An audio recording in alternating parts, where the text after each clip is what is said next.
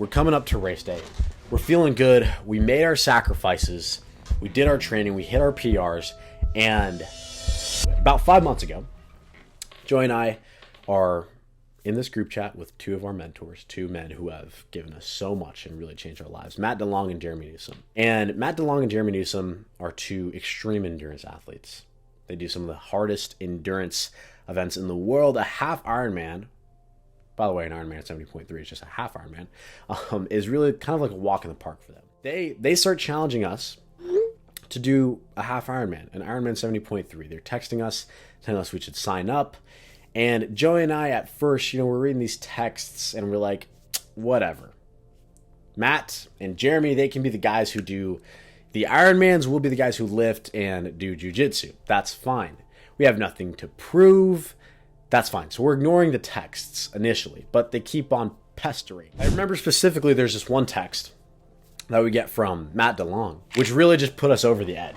And what Matt DeLong said was that the reason we hadn't replied to their Ironman challenges was because we were scared.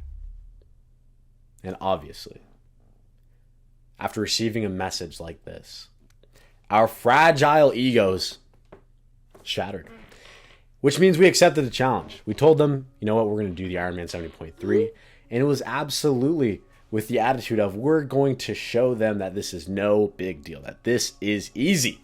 This can't possibly be difficult. I mean, the people who do Ironmans, they're skinny. They're pencil necks. We can surely handle the task. So we start training. And I will admit that we entered the training with the worst mindset humanly possible that you can possibly enter any endeavor of significance with. And it was the mindset of doing as least as humanly possible to get the job done, of barely getting by. So we devised a program using our infinite programming knowledge, after both of us coming from a kinesiology background, exercise science. And we devised this program where we're going to be able to do the most minimal Ironman training humanly possible while lifting and doing jiu-jitsu, while still being able to show up on race day and complete the race. So we devised a training plan. We start training. We're going. And we're still lifting. And we're still doing jiu-jitsu. And we're doing our runs. And we're doing our swims. And we're biking on stationary bikes. And eventually, we start to kind of realize that this is going to be a little bit harder than we think, but we're still committed. We realized this because the first time we got in a pool, we mapped out that the length of the pool in order to actually do the Ironman distance, 1.2 miles, was going to take 80 laps of this pool to actually hit that 1.2 mile mark. And we did 2 laps of the pool on our first day and we were completely gassed out. So we realized that, we may have bitten off more than we can chew, but we'll figure it out. We'll commit, we'll follow through, we're men of our word. And we actually start swimming, and we end up working up to like 60 plus laps in this pool, going from 2 to 60 plus laps. We were really proud of that. A little over 30x the distance PR. We end up running a 10.5 mile run as well a few weeks before our half marathon, our 13.1 mile run. That's going to be at the end of this Ironman. We're feeling confident. We actually end up towards the end of this Ironman training cycle. Because we were so committed, we end up, or I shouldn't say committed, because we were so committed to spitefully proving that the Ironman would be easy, we end up cutting out a lot of jiu-jitsu training. We end up cutting out a lot of lifting. Now we're on bare minimum lifting, and we're also on bare minimum jiu-jitsu training. Jiu-jitsu is pretty much out the entire last month, which is really, really depressing for us. And we're feeling good. We're coming up to race day. We're feeling good. We made our sacrifices. We did our training. We hit our PRs. And we show up to check in for the race on the Saturday before the morning of the race. And we go out to dinner with our man, Jeremy. And Jeremy, he's a fun guy. He's a very fun guy. And Jeremy challenges Joey and I to a bet, a little wager. And Jeremy essentially kind of presents this idea that whoever got last within the group, between myself, Jeremy, and Joey, should lose this bet, right? And he suggests initially that the loser of the bet should go vegan for a week. And I sit there and I think about it for a second. And although I was confident I would not be the loser of the bet, on the off chance I possibly would have lost the bet, I didn't want to take my chances going vegan for a week. It just would have been too damaging to my relationship with Joey and Jeremy, because there would have been resentment with every single bite of vegan food that I was eating. And that's too risky to the relationship. So I refused to accept the vegan for a week challenge. And I can't remember who suggested the shave your head challenge, but somebody suggested you must shave your head if you're the last one to finish out of the three of us. And we said, okay, cool. We all shook on it. It was great. Beautiful. Now, we show up on race day, feeling good, feeling confident, feeling ready, totally fueled up. And we set up our stuff by our bikes. We put on our swim caps. We line up to get in the water for this 1.2 mile swim. We even say a prayer before. Okay, and this dude joins in on our prayer. He's like, thank you guys for praying. I missed church today. I needed this. And we're like, yeah, we're going to crush it. But that was not the case. We get in the water, okay? And within the first 100 feet of this 1.2 mile swim, we immediately realize that we severely effed up and we were way in over our heads.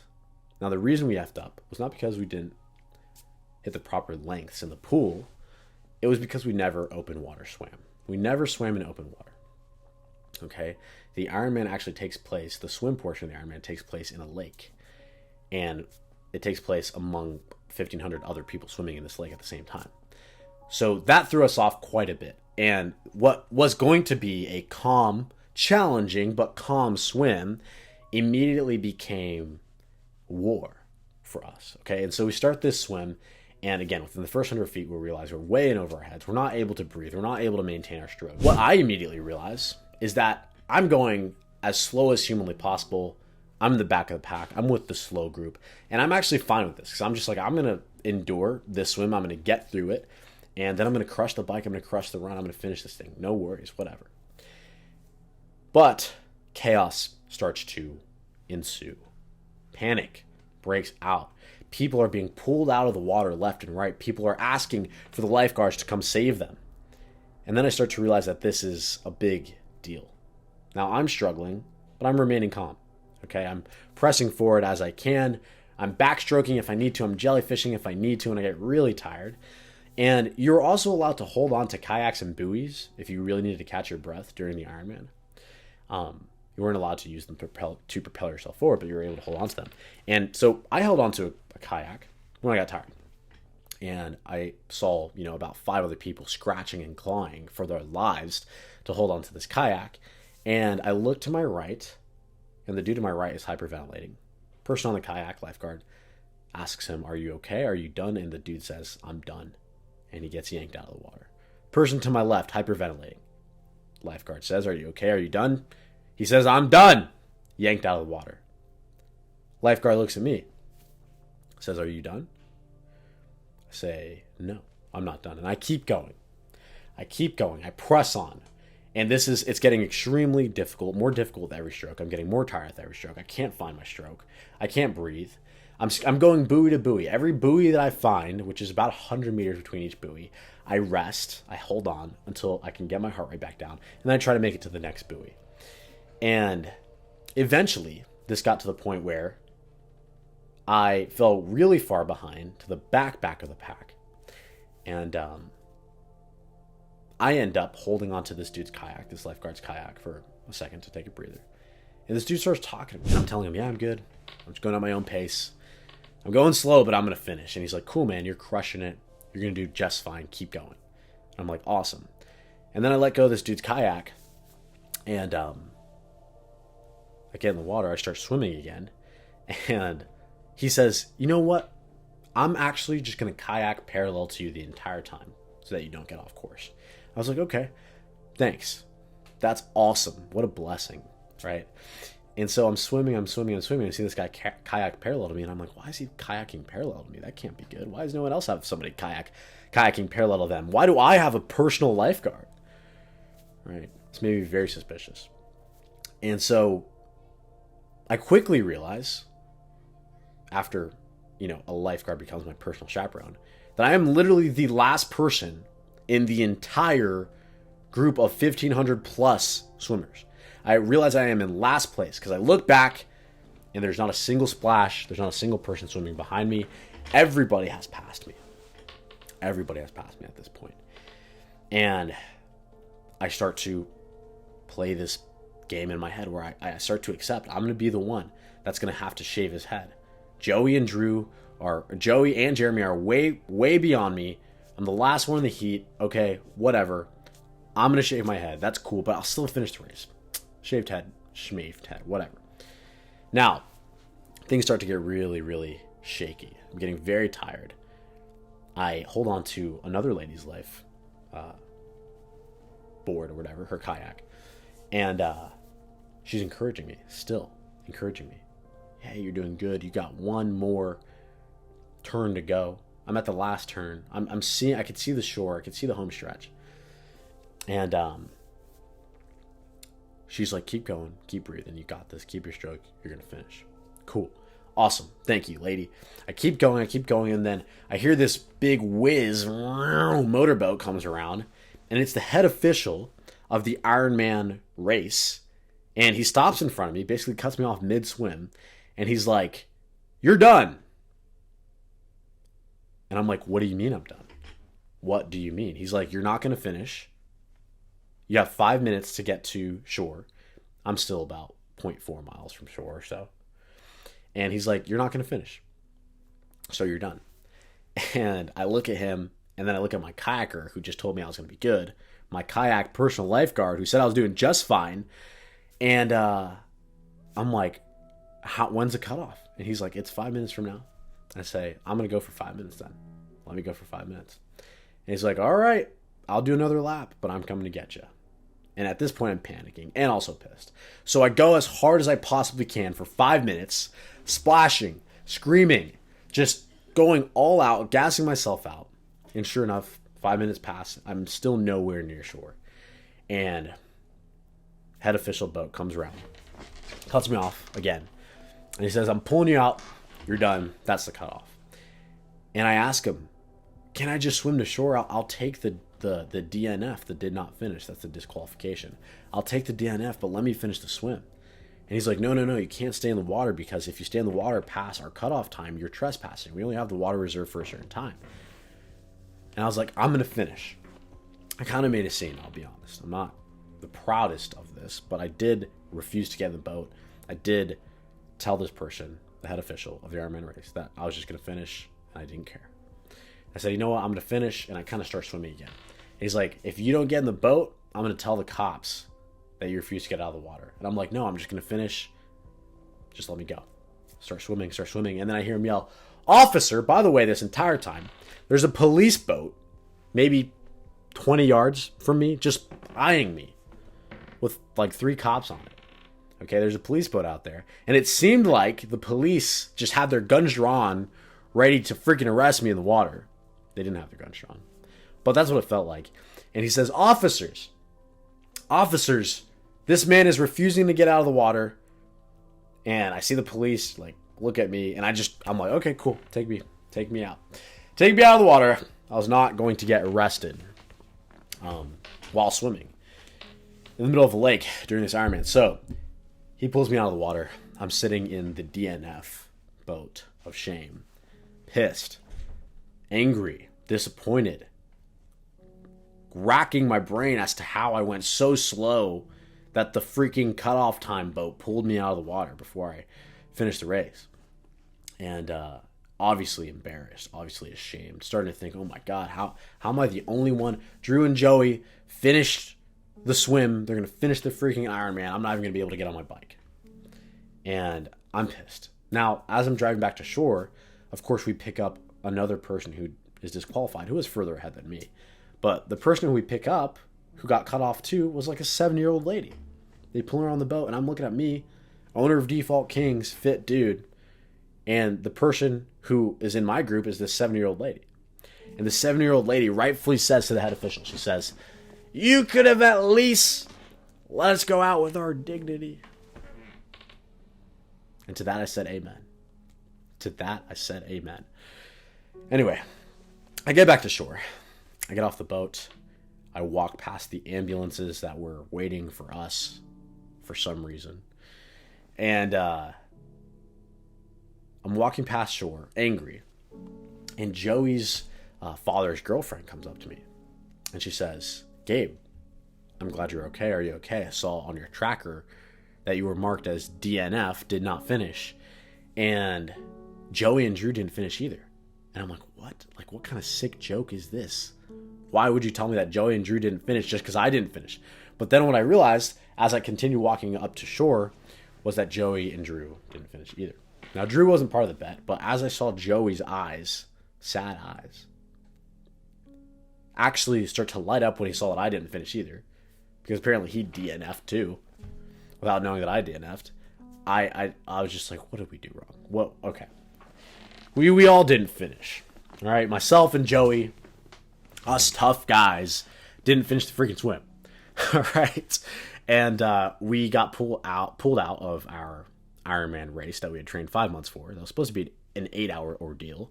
We got pulled out within the first hour and 20 minutes.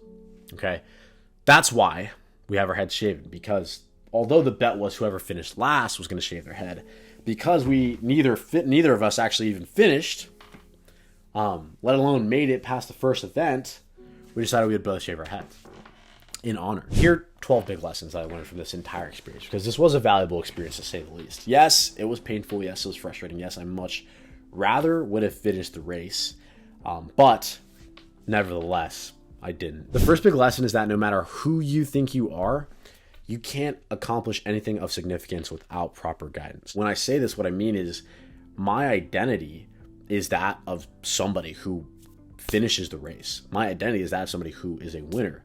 I am literally a fitness professional. That's how I make a living. I've helped hundreds of people get in shape. I understand the human body. I understand nutrition. I understand what it takes to train for a specific goal. But without the proper guidance, you can't accomplish anything of significance. So yes, I was able to improve my ability to swim, run, and bike, but to actually complete an Ironman, I needed somebody who knew how to complete Ironmans. I needed a coach who understood the nuances, and I never hired a coach. I never asked for help. So if you want to accomplish anything of significance, you need proper guidance from somebody who's done it before. Okay, I'm sure it's possible to learn how to maybe invest or kind of build a little bit of a business, make some money on your own with your own research. But if you want to make big money and really build your business, you need to learn from somebody who's done it before. It's definitely possible to lose a few pounds, build some muscle on your own. But if you want to lose fat and keep it off sustainably and transform your body, you should probably get help from somebody who's done it before. You need proper guidance. I definitely needed proper guidance for the swim, and I didn't have it, which is why I didn't complete the swim. Lesson number 2 is if you want to accomplish anything of significance, you need to fully adopt the identity of a man who does the thing. I never adopted the identity of an Ironman. The language that we were using when we were at the Ironman was these guys all blah, blah, blah. All of these guys have these types of shoes. All of these guys are wearing wetsuits. There's never we discussion. We never adopted the identity of an Ironman. And when you don't identify with something, you will not take the actions that are in alignment with the thing.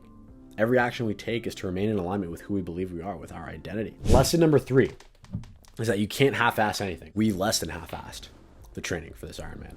And not in terms of effort when we showed up for the workouts. We went as hard as humanly possible when we showed up for the workouts.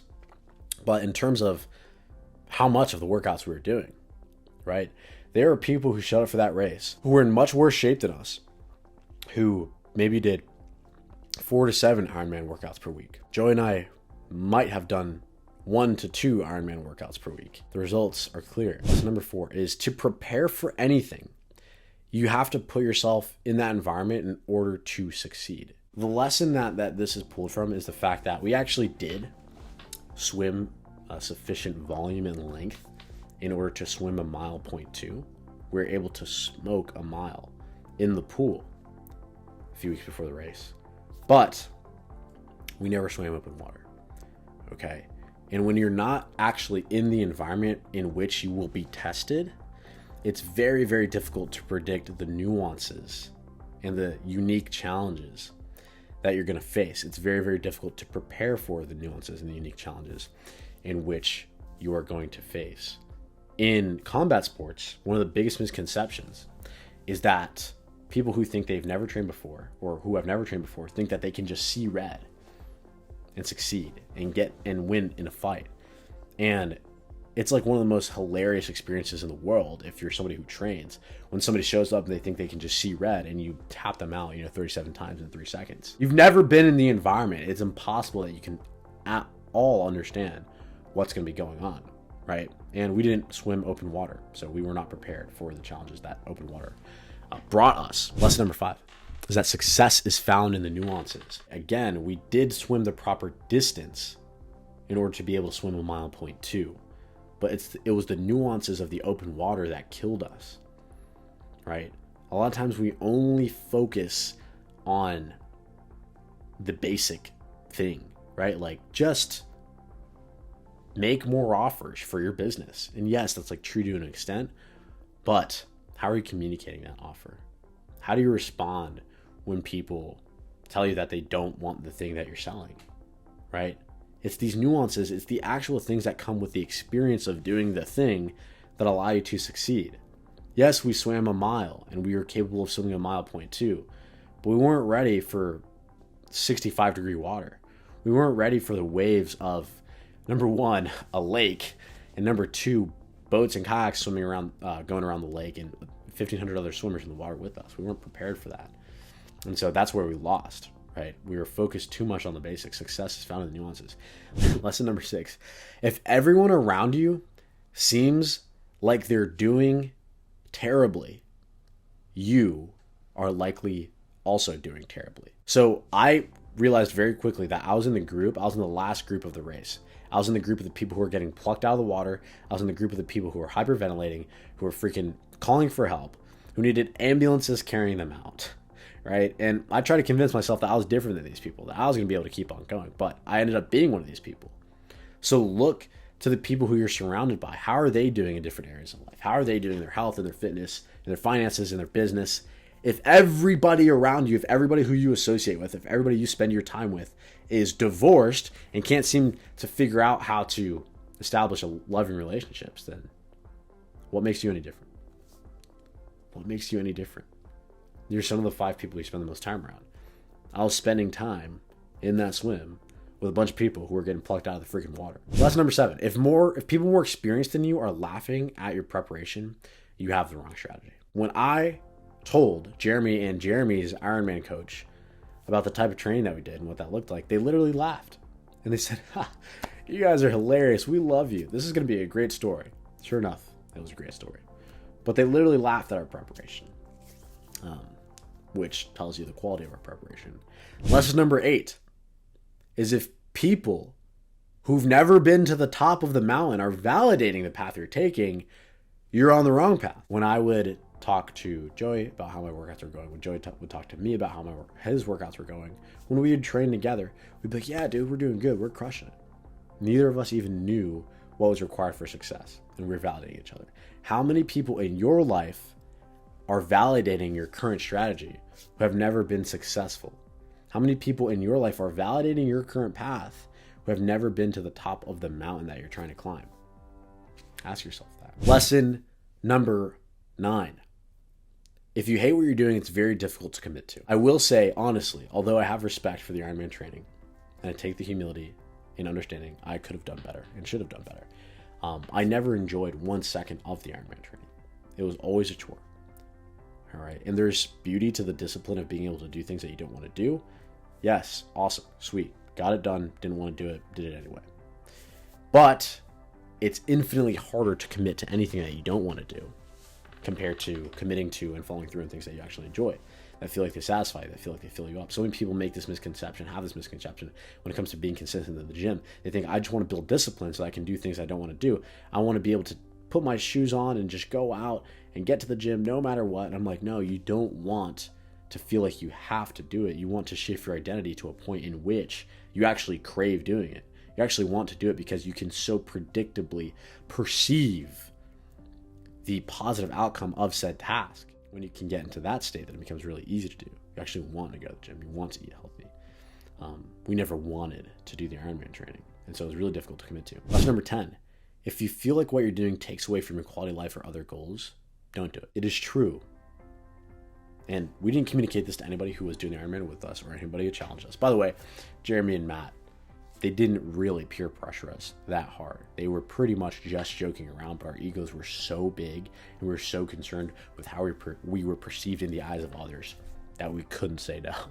But again, nevertheless, lesson number 10 is if you feel like what you're doing takes away from your quality of life or other goals, don't do it. We had other goals. We had other physical goals this year. Wanted to compete in jiu-jitsu. Had other physique goals, strength goals, body composition goals. Ironman took away from those. If you feel like something is out of line with your goals, be able to say no, don't do it. Lesson number 11 is never commit to anything out of pride, ego, or peer pressure. I think that one goes without explaining. In the case of this, again, I really do think Jeremy and Matt, who are mentors that we look up to greatly, we're really just bantering around, right?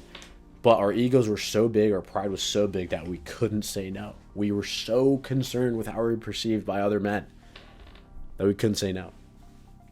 So be wary of that. Lesson number 12 is running doesn't make you healthy. The reason that I add this in, the reason that I say this is because we stayed for the Ironman and we watched the people race and we watched the people who finished. And there were countless people who finished who were above 25% body fat, 30% body fat.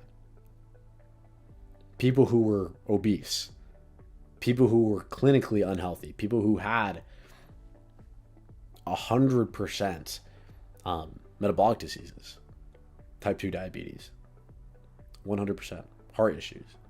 There are people who were overweight who finished this freaking race, okay? And so I'm not saying that to take any credit away from them. They literally had more disciplined training than we did in regards to this specific goal.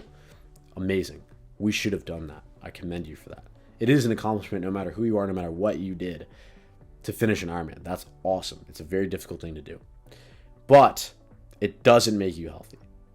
I would much rather see you be able to live longer and never do another run again.